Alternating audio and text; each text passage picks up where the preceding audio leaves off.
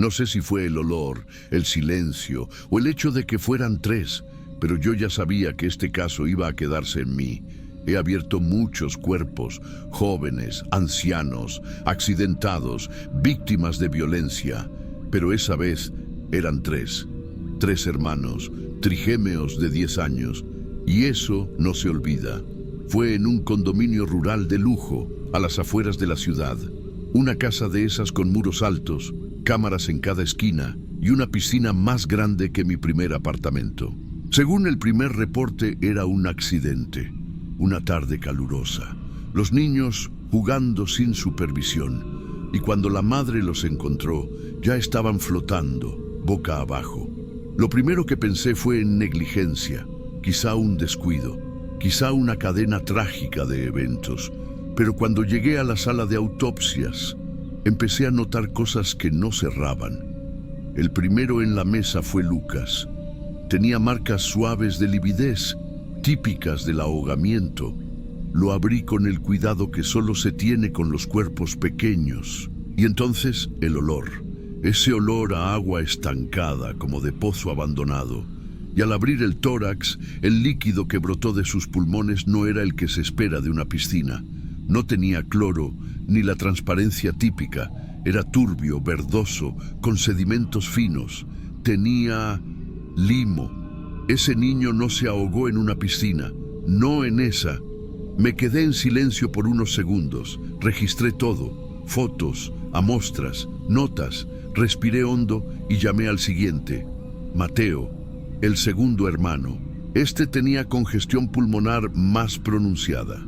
Cuando abrí el tórax, el líquido que salió era completamente distinto. Olor a productos químicos, agua tratada, cloro. Era agua de piscina. Ese sí se había ahogado ahí, y eso me confundió. Uno murió en un lugar, otro en otro. ¿Cómo es posible? ¿Los movieron? ¿Por qué? ¿Qué pasó realmente?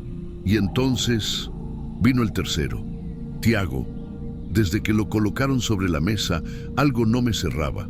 No tenía cianosis marcada. Sus pupilas estaban más contraídas de lo que esperaba, y al abrirlo no salió agua. Ninguna. Revisé de nuevo. Traqueia, bronquios, alvéolos, nada. Estaban secos. Ese niño no se ahogó. Estaba muerto antes de tocar el agua. Y ahí encontré algo que no esperaba encontrar, un pulmón, pero no uno suyo. A la vista, tenía una coloración diferente. Los vasos estaban aún cicatrizando, con tejido de adhesión muy reciente. Revisé los cilios, los puntos de sutura interna, la cicatrización. Era un trasplante, uno muy reciente, y no había ninguna mención en los documentos forenses o médicos, ni en la historia clínica, ni en los antecedentes familiares. Un niño de 10 años, con un pulmón trasplantado, sin que ningún hospital del país tuviera registro, y entonces lo sentí, esa presión en el pecho, ese frío que no viene del aire acondicionado, sino de algo que uno no quiere creer. Tomé una pausa, cerré los ojos, volví a mirar el pulmón y anoté, palabra por palabra, trasplante reciente, pulmón izquierdo, cicatrización inferior a 2 semanas, no reportado en Sistema Nacional. Cuando terminé con Tiago, pedí a mi asistente que buscara cualquier registro de trasplantes pediátricos en las últimas semanas, nacional e internacional. Nada. Pedí contacto con la familia. El padre no quiso hablar. La madre estaba sedada. El abogado de la familia fue el que atendió. Y lo único que dijo fue: todo fue un accidente. No hay más que hablar. Pero yo ya no creía en accidentes y entonces pedí los videos de seguridad de la casa. Me respondieron que no estaban disponibles, que las cámaras no grababan, cosa que en un lugar así es absurdo. Hablé con mis superiores, les mostré mis hallazgos, les expliqué las inconsistencias, les pedí que autorizaran una investigación más profunda, y fue entonces cuando sentí, o mejor dicho, entendí el silencio. Mi jefa bajó la voz. Me dijo que tuviera cuidado con las suposiciones. que sin pruebas oficiales no podía emitir ningún juicio, que el caso debía ser cerrado como muerte accidental por inmersión múltiple. Y eso fue todo. No hubo rueda de prensa, no hubo escándalo, solo un informe y 3 cuerpos. Quise pensar que era un error, que alguien en algún lugar olvidó registrar el trasplante, que quizás era un procedimiento privado, una urgencia, algo que se les pasó. Pero no. Revisé una y otra vez las bases de datos de donantes. Consulté confidencialmente a un colega del Instituto Nacional de Trasplantes. No hay ningún pulmón donado a un niño en los últimos 40 días. Le pasé los datos del órgano, la estructura, la vascularización, la edad aproximada del donante. Me respondió 2 días después. No hay coincidencias. Ese pulmón no pasó por ningún sistema legal. Y ahí lo supe. Aunque no tuviera cómo probarlo, lo supe. Ese pulmón fue colocado allí fuera del sistema. En algún lugar, alguien sacó ese órgano de otro niño y lo implantó en Tiago. Y luego, algo salió mal. A esa altura, ya no estaba investigando como médica. Lo hacía como alguien que necesitaba entender. 3 niños, 3 muertes distintas. Uno se ahogó en la piscina, otro en un lugar natural, y el tercero ya estaba muerto cuando entró al agua. ¿Era un intento de ocultar algo?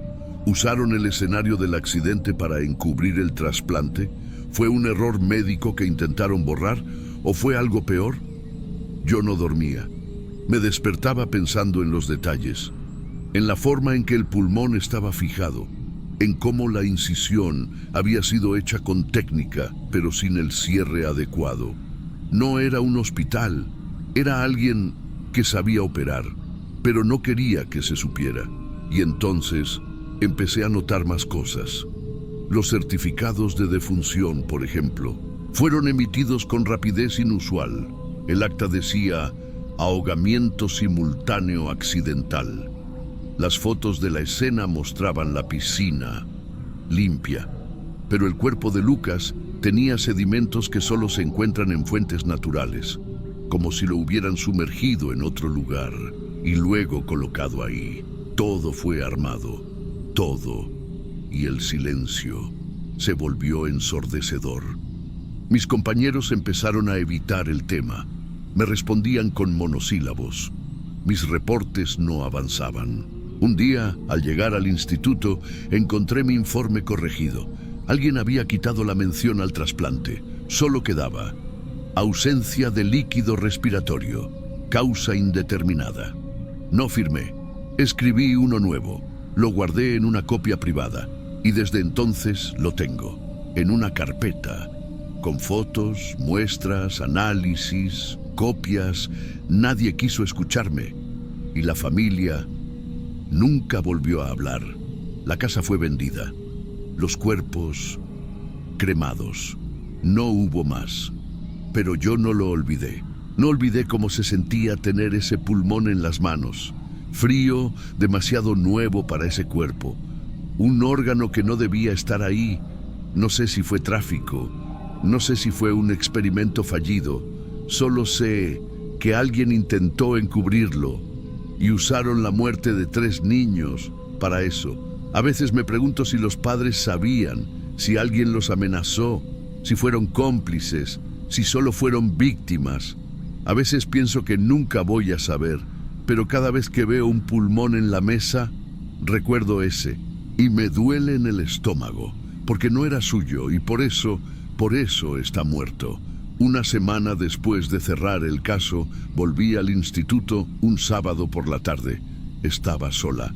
Abrí mi computadora, busqué las imágenes tomográficas y ahí estaba de nuevo, esa sombra ligera, esa cicatriz, esa línea perfecta donde no debía haber ninguna. Apagué las luces y me quedé ahí, mirando, como si aún pudiera cambiar algo, pero ya no había nada que hacer. Solo quedaba el silencio y un pulmón que nunca debió estar ahí.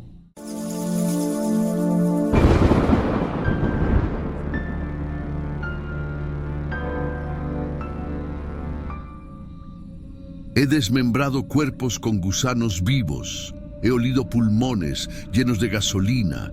He abierto cabezas con larvas en los senos paranasales. Nada me preparó para ella. Nada. Ni los cursos, ni los años, ni las veces que tuve que cortar fetos siameses, ni cuando me tocó embolsar a una familia entera calcinada por explosión de gas, ni cuando encontré una lengua humana dentro de un zapato infantil. Nada me preparó para lo que vi ese martes. Era temprano. El caso había llegado la noche anterior, pero el jefe de turno lo apartó para mí. Dijo que era mejor que lo viera alguien con ojos limpios. Tenía 28 años, mujer, ingresos psiquiátricos desde la adolescencia, un histórico largo, interminable para ser honesta. Había estado en la Huasteca, luego en San Pedro, después otra vez en la calle y de nuevo institucionalizada. El informe clínico decía: paro respiratorio secundario a inanición, posible cuadro de catatonia prolongada, conductas autoagresivas documentadas. El cuerpo ya había sido preparado por el auxiliar, pero me tocó hacer la apertura. La piel tenía un tono amarillento, reseco. Pero no era eso lo que me inquietó. Fue el abdomen. Su abdomen estaba cubierto de cicatrices, no quirúrgicas, simétricas, una red de líneas finas, profundas, marcadas como bisturí sobre mantequilla. Pero no eran cortes médicos, no tenían esa torpeza postoperatoria, eran perfectas, paralelas, equidistantes, como hechas por alguien que conoce el cuerpo mejor que nosotros, pensé. Algunos de los puntos parecían cerrados con algo casero, como hilo dental. Otros simplemente estaban abiertos, no infectados, solo como si hubieran estado ahí mucho tiempo. Intenté racionalizar. Paciente con trastorno esquizoafectivo, tal vez borderline. Podía haber hecho eso en fases maníacas, pero había algo en la precisión de esas cicatrices que no cuadraba. Continué. Hice el corte reglamentario. Costillas, cavidad torácica, pulmones colapsados, piel pleural fina como papel mojado, corte del diafragma. Pasé al abdomen y ahí lo vi. Había una masa, una formación oscura alojada justo en la curvatura del estómago. A simple vista parecía necrosis o coágulo encapsulado, pero tenía un brillo distinto, denso. No correspondía ni a tejido gástrico normal ni a contenido alimenticio. Tampoco era un tumor. Lo habría sabido. Yo estudié anatomía patológica antes de llegar al forense. Me incliné, toqué con el bisturí. Era blando, pegajoso y tenía contornos. Había líneas, una especie de pliegue a la derecha como un párpado cerrado, un hundimiento al centro que podría ser nariz, una curva suave, simétrica al inferior, como una boca sin abrirse. Era como si alguien me mirara. Pero desde dentro, di un paso atrás. Sentí la columna helarse. El sudor bajó por mi espalda. Volví a acercarme. No dije nada. No pensé nada. Solo volví a mirar. Los ojos estaban más abiertos. No, eso no podía ser. Era un juego de luz. Fatiga. Proyección mental, tal vez. O sugestión. En ese momento entró Hugo, el técnico. No me dio tiempo de decirle nada. Solo se acercó a la mesa y vomitó.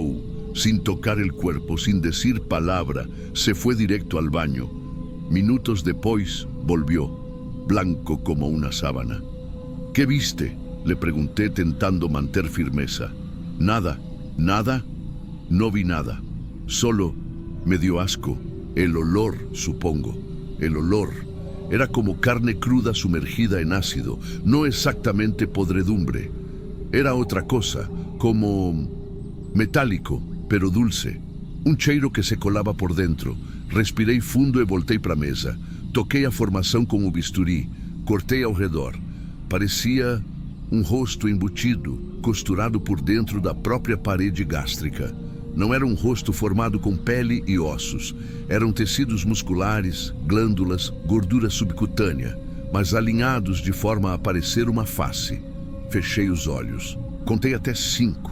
Abri de novo, ainda estava lá. É o rosto, desde dentro. Voltei para a mesa dos equipamentos. Toquei no computador para revisar a imagem da câmera. Na tela, eu preparando a abertura, o corte torácico, a incisão no diafragma, a mão indo até o estômago. E aí, a gravação pula. 3 segundos, como se nunca hubiera aberto seu estômago. 3 segundos perdidos. No frame seguinte, estou parada, de costas, com a luva já suja de sangue escuro. Rebobinei. Nada. Avancei. Nada. Não pode ser, sussurrei. Fui até o armário. Tirei a blusa descartável. Olhei os punhos, manchados. Os dedos encharcados ainda cheiravam igual. O mesmo cheiro. No hay video, no hay prueba. Solo yo y mi ropa manchada. Después de ese día, no pude dormir bien. No fue por miedo, no como la gente piensa. No era un rostro monstruoso. No gritaba, no se movía. Era tranquilo. Y eso lo hacía peor. Esa misma noche, pedí los expedientes anteriores de la paciente. Tuve que forzar un poco la burocracia para que me dejaran revisar los archivos clínicos completos. El primer ingreso había sido a los 12 años. Motivo: crisis psicótica con contenido místico religioso. Relatos incoherentes, frases en lenguas que no se entendían, autolesiones, silencios prolongados y una frase repetida durante los años. Hay alguien que vive dentro de mí y quiere nacer. La psiquiatra a cargo había anotado: delirio de gestación demoníaca, posible eco de trauma sexual infantil no verbalizado, recomendado seguimiento farmacológico e internamiento parcial. Nada nuevo. Lo había leído antes en decenas de casos. Pero había algo más. Dibujos, croquis infantiles guardados en los archivos. En uno de ellos, una mujer de cabello largo aparece acostada en una camilla. Su abdomen está abierto y de él asoma una cara que sonríe.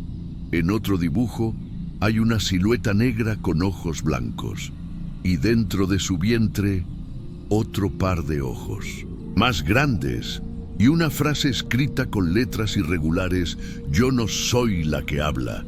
Cerré el archivo. Me quedé varios minutos viendo la carpeta, sintiendo, no sé, asco, lástima, una punzada de culpa. El hospital psiquiátrico pidió la cremación inmediata del cuerpo, procedimiento habitual para pacientes sin familia o con historial de infecciones. Yo no me opuse, pero tampoco firmé como responsable. Ese fue mi último contacto formal con el caso, o eso pensé, porque días después comenzaron los sueños, siempre iguales. Estoy en la sala de necropsia. Las luces están encendidas. No hay nadie. El extractor de aire suena, el eco de las paredes blancas. Todo está en orden. Hay un cuerpo en la mesa, cubierto con sábana. Me acerco. Descubro el abdomen. Está cerrado, cosido con grapas. Y cuando pongo la mano encima, siento que algo se mueve. La piel se estira como si algo presionara desde adentro. Pulsa, lento, como una respiración al revés. Me alejo, pero no puedo dejar de mirar. La piel empieza a tensarse más. Los pliegues se forman, una línea, 2 hendiduras, una curva, y otra vez está ahí, el rostro, formado, mirándome, desde adentro. Yo quiero cerrar los ojos, pero no puedo. En el sueño, mis párpados están abiertos, fijos, secos, queman. Y entonces el rostro abre los ojos también. No habla, no sonríe, solo observa, hasta que despierto, empapada, con los músculos de la cara entumecidos. Han pasado 3 semanas. No he contado esto a nadie, ni a mi supervisor, ni a mis colegas. Quemé la ropa que usé ese día, pero a veces siento que el olor sigue en mi nariz o en mis manos. He llegado a cuestionar si lo vi de verdad.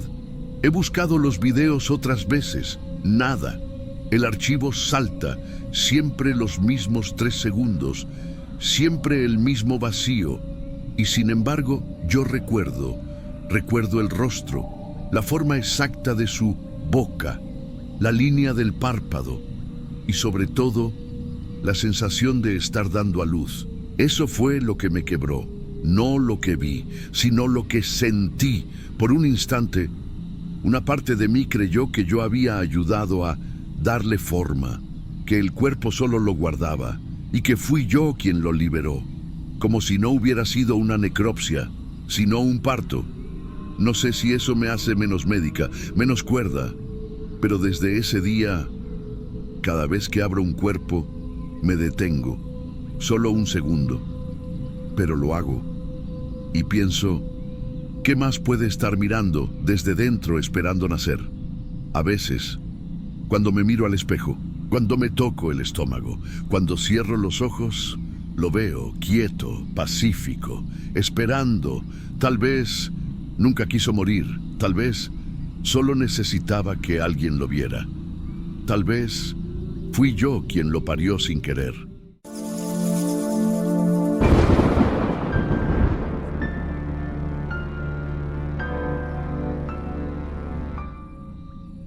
Yo he abierto cientos de cuerpos en mi vida, hombres, mujeres, niños.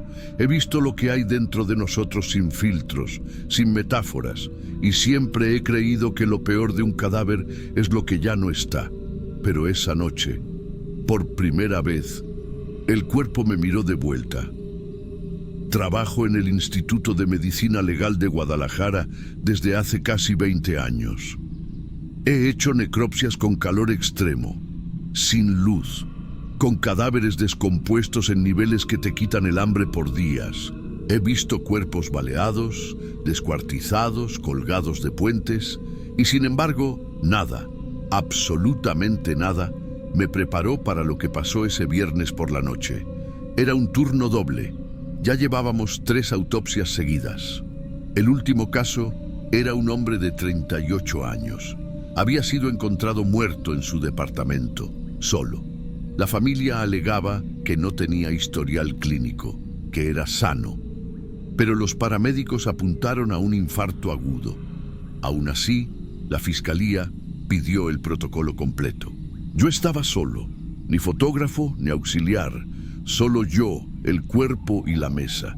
El cadáver había llegado limpio, piel pálida, sin moretones visibles, sin señales externas anormales. La flacidez cadavérica era coherente con el tiempo estimado de muerte. Las pupilas dilatadas, ningún signo de catalepsia, temperatura fría, sin respuesta al estímulo de luz. Verifiqué todo, 2 veces. No había vida, no había error. Lo preparé como a cualquier otro. Identificación, registro, fotografías, lavado estándar. Coloqué el bisturí en la zona media del pecho. Corte en I, pero justo al comenzar, algo se sentía mal. No lo vi al principio, lo sentí. El aire en la sala se volvió pesado, como si alguien más respirara allí. No hay ventanas en esa sala, tampoco ventilación cruzada, pero sentí que el silencio se volvió ruido, como si el mismo oxígeno se quejara de estar ahí. Y entonces lo vi, el cadáver. El hombre en la plancha abrió los ojos, despacio, no de golpe, no como un espasmo. Fue como si despertara y me miró, sí, me miró, directo, consciente. Paré la mano de inmediato. El bisturí tembló, no avancé más, solo me quedé ahí, con la garganta cerrada, sudando por dentro. Eso no es normal, no es fisiológicamente posible. Los ojos ya estaban ligeramente hundidos, la presión ocular era inexistente, no hay músculos activos después de cierto tiempo post-mortem, y sin embargo estaban abiertos, firmes, y me miraban como si yo fuera el que estaba desnudo sobre la mesa. Revisé las cámaras de seguridad después, lo juro, no quedó registrado. El sistema funciona por movimiento, se activan con cada paso, cada acción, pero esa noche El segmento de video del momento exacto del corte simplemente no existe. La grabación pasa de mí preparando el instrumental, a mí saliendo con el rostro desencajado. Intenté racionalizar, pensé, reflejo. Pero el reflejo pupilar no existe a esas alturas. Dije, corriente de aire, pero el cuerpo estaba inmóvil y cerrado. Descarté todo, hasta lo que nunca se dice en voz alta. Y aún así, cuando regresé para continuar con la incisión, lo volví a mirar. Y juro por lo más sagrado que la comisura de sus labios subió un poco, una sonrisa torcida, imperceptible. Pero yo la vi, salí de la sala, fui al baño, me lavé las manos, luego la cara, luego el cuello, y no pude verme al espejo, no pude. Me sentía observado, como si alguien hubiera dejado sus ojos dentro de los míos. Volví a la sala 20 minutos después. Me forcé, me dije a mí mismo que era el cansancio, que todo tenía una explicación racional, tenía que terminar el procedimiento, tenía que cerrar el protocolo, pero al entrar, el cuerpo ya no estaba boca arriba, estaba de lado, girado hacia el borde de la mesa, el brazo caído, la cabeza también, y eso no puede pasar. La mesa tiene soporte lateral. El cuerpo no puede rodar solo, y nadie más tenía acceso. La puerta estaba cerrada, nadie había entrado. Yo revisé los registros de entrada. No había actividad, ninguna. Me quedé quieto, no avancé. Solo lo miré. Estaba ahí, inerte, como antes. Pero algo se sentía diferente. No era solo la posición, era su expresión. Los ojos seguían abiertos, secos, fijos en algún punto del techo, pero su cara parecía más cómoda, como si algo dentro de él se hubiera liberado, o peor, como si algo hubiera entrado. Marqué al técnico auxiliar, le pedí que viniera de inmediato. No le conté nada, solo le dije que algo andaba mal con la documentación. Cuando llegó, el cuerpo ya estaba de nuevo boca arriba, perfectamente alineado, ni un centímetro fuera de lugar. Él me miró raro. Dijo que tal vez yo estaba confundido, que los cuerpos se mueven a veces por gases, por espasmos, pero este ya no tenía actividad interna, ni gas ni rigidez. Estaba completamente en estado post-mortem avanzado. No dije nada más. Terminamos el procedimiento juntos. Yo no volví a tocar el bisturí, solo di instrucciones. Al cerrar el cuerpo, algo en mí se cerró también. No puedo explicarlo. Fue como si mi propia carne retrocediera. Yo ya no era el mismo. Esa noche no dormí. Me quedé revisando el expediente una y otra vez. Todo era normal. Presión coronaria alta, obstrucción arterial, infarto agudo de miocardio, muerte súbita, firme los papeles. Pero, antes de enviarlos al sistema, escribí una nota adicional. Posible actividad post-mortem no fisiológica observada durante el protocolo. No afirmé nada, solo dejé constancia. A la mañana siguiente mi superior me llamó a su oficina. Cerró la puerta, no me ofreció café, solo leyó mi nota en silencio y luego me dijo, eso no puede quedar en el sistema. Le pregunté por qué. Me dijo que ya había pasado antes, que no eran cosas para dejar por escrito, que era mejor olvidarlo. Me negó con la cabeza como si yo fuera un interno que se había emocionado de más. Borré la nota, no discutí, y en el silencio de esa sala entendí que esa no era la primera vez. Solo era la primera en que alguien lo decía en voz alta. El cuerpo fue entregado a la familia ese mismo día, con causa oficial, con todo en orden, pero yo no me volví a quedar solo en una sala de necropsias. No es miedo, es algo más profundo. Es como si ese cadáver me hubiera abierto por dentro también, como si su mirada se hubiera quedado detrás de mis ojos, mirándome desde dentro. A veces me despierto con la sensación de que alguien más está usando mi cuerpo. No sé si fue su alma o la mía la que se movió esa noche, pero desde entonces, cuando abro un cuerpo, Siempre reviso 2 veces, no los órganos, no la presión, no las fracturas. Reviso los ojos y si están cerrados, me siento mejor. Porque lo peor que puede pasarte no es que un cadáver te mire, es que tú lo mires de vuelta y no te reconozcas.